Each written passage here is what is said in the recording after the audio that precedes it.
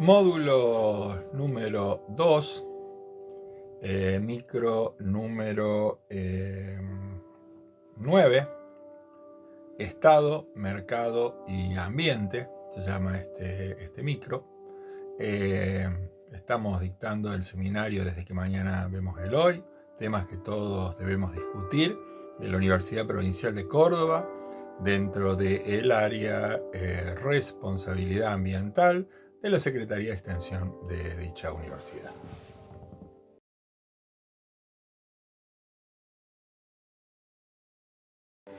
Bueno, vamos a seguir. En este que es el micro número 9, donde vamos a hablar de Estado, Mercado y Ambiente, un poco el desafío es primero por qué diablo esto de mercado y ambiente, ¿no? Y la cuestión tiene que ver con que nosotros no nos estamos haciendo cargo de manera habitual que somos hombres económicos, ¿no? Sin economía no podemos vivir y esta pandemia nos lo está haciendo sentir de manera muy dura a todos nosotros.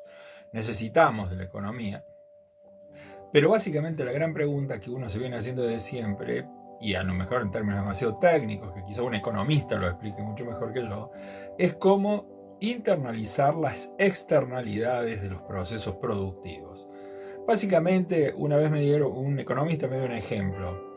Si yo me dedico a la producción de petróleo, a la extracción de petróleo, yo sé que el petróleo se va a terminar de acá a 30 años. Ese hecho que se va a terminar en 30 años es una externalidad al proceso de producción de petróleo. De acá a 30 años no va a haber más petróleo. Por ende, el costo inherente al petróleo ya no es el costo de producción más el costo de la ganancia, más el costo del transporte y demás, sino que tiene que tener internalizado el costo de que de acá a 30 años, si es que llegamos con este cambio climático generado por el propio petróleo, tiene que tener internalizado todos los costos de investigación para asegurarnos que en 30 años o antes ya haya energías alternativas que sustituyan eso que estamos destrozando en este momento.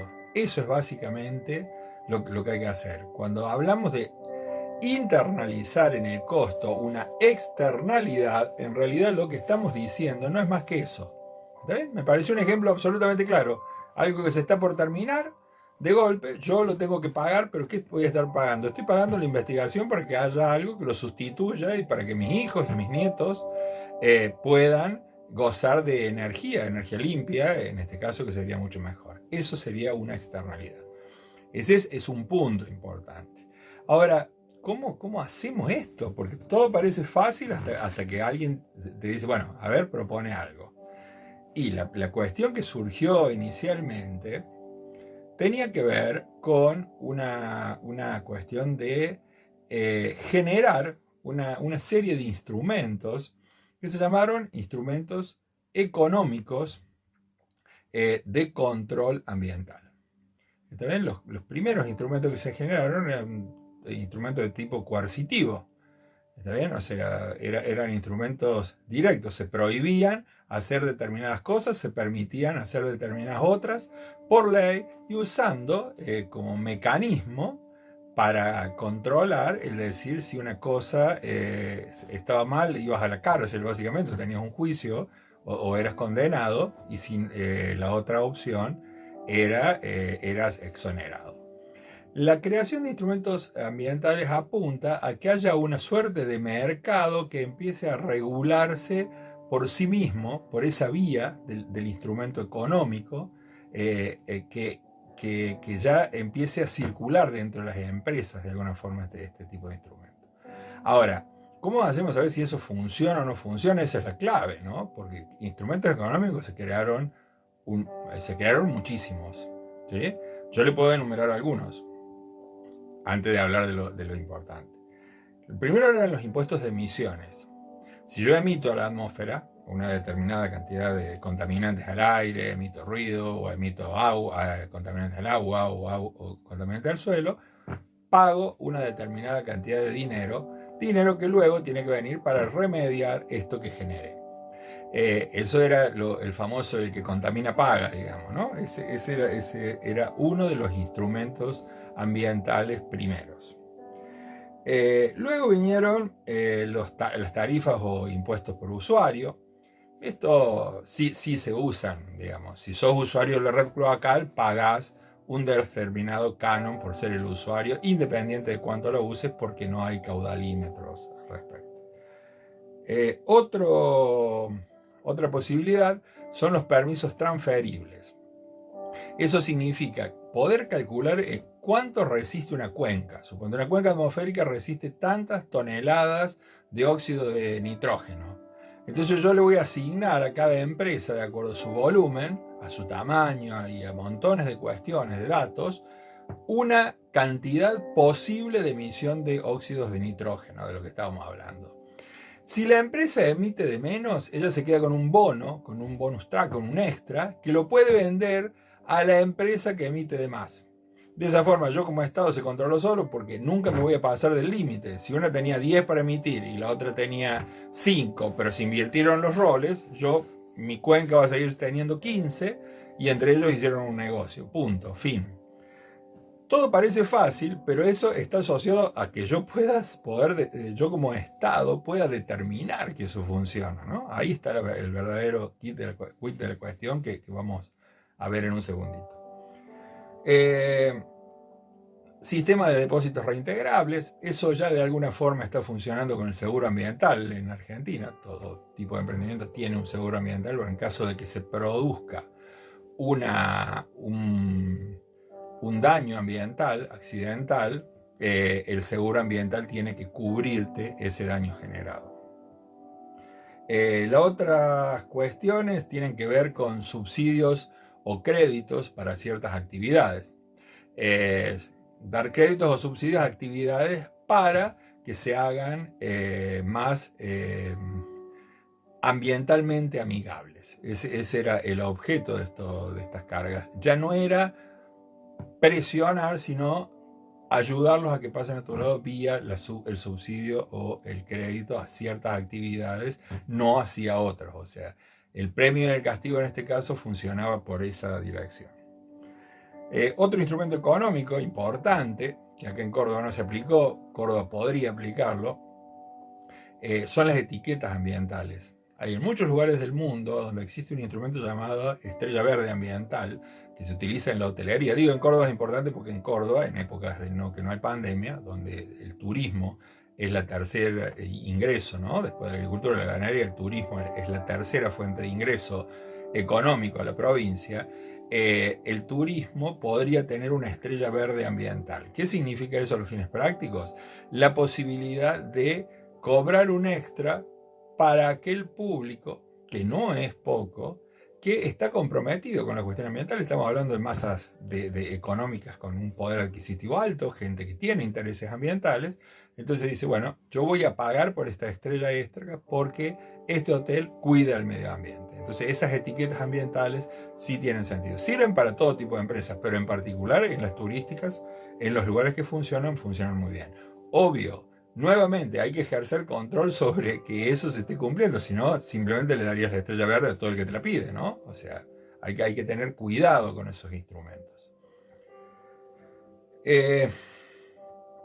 Hay otras cuestiones que tienen que ver con directamente establecer precios para los productos muy contaminantes, o sea, no hay posibilidades de ganar demasiado si un producto es demasiado contaminante. Eso ya tenemos bastante experiencia que el sistema de fijación de precios no funciona demasiado por estos lugares. Cambio de deuda por naturaleza, esa es otra cuestión. O sea, una empresa tiene una deuda impositiva, a cambio de eso te entrega parte de su patrimonio, un campo con bosque, para que esta cuestión, esta naturaleza que te entrega, caucione o pague sus deudas.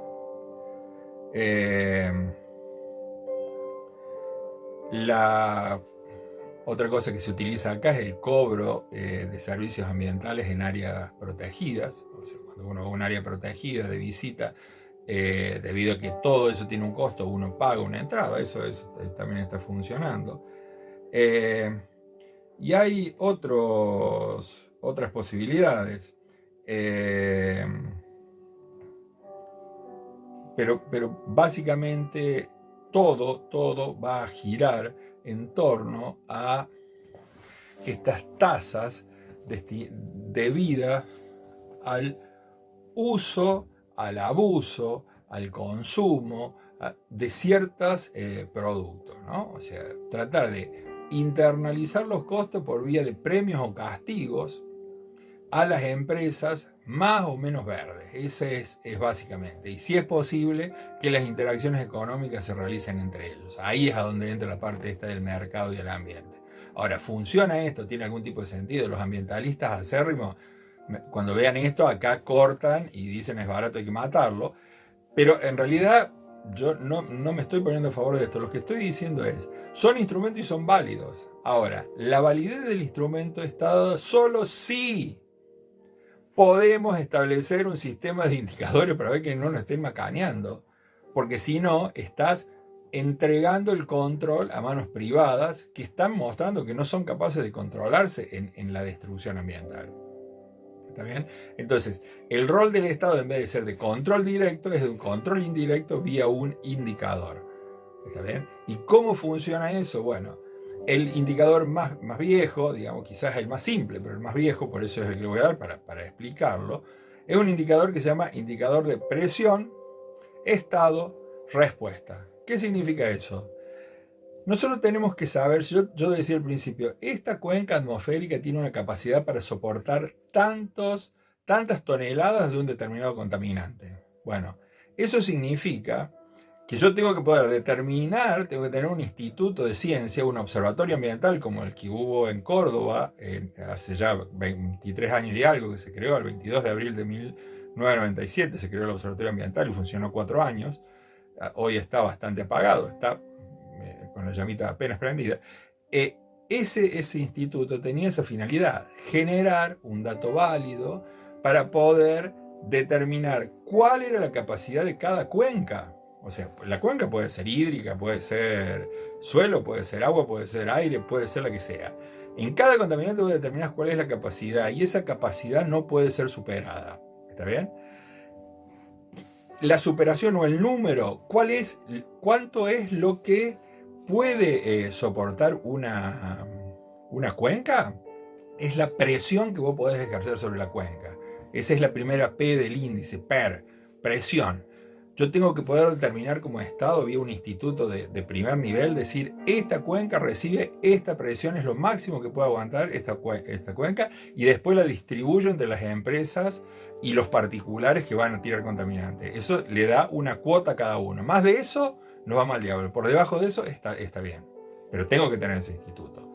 Segundo, Estado. Tengo que ser capaz ya no solamente de verlo de la fuente, sino que estar midiendo en todo momento el estado al que se arriba en el día a día en la fuente. Que yo no pase, porque yo puedo tirar una cantidad de óxidos de nitrógeno, de lo que estamos hablando, y todos me dicen que está bien, porque yo calculé los valores de cuenca, pero yo tengo que poder medir el día a día, porque si los valores están disparando, los valores que respira la gente por encima de lo calculado, significa que las empresas me están haciendo trampa y la gente me está haciendo trampa. Entonces el Estado es fundamental que yo lo pueda medir con absoluta precisión, porque eso va a generar una respuesta. La respuesta es el instrumento normativo que va a complementar las cuestiones económicas con sanciones también administrativas para aquellos que no cumplieron.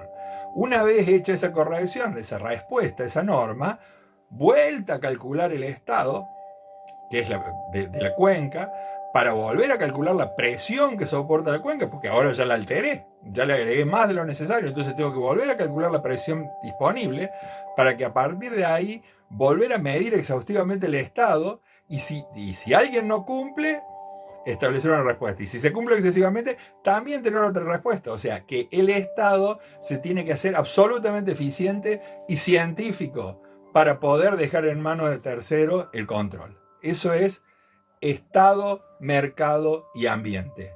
Un Estado que no se hace a un lado, sino que se hace cargo mucho más que antes de la eficiencia del control. Pero es muy, muy difícil en países latinoamericanos y en Argentina somos parte de todo eso.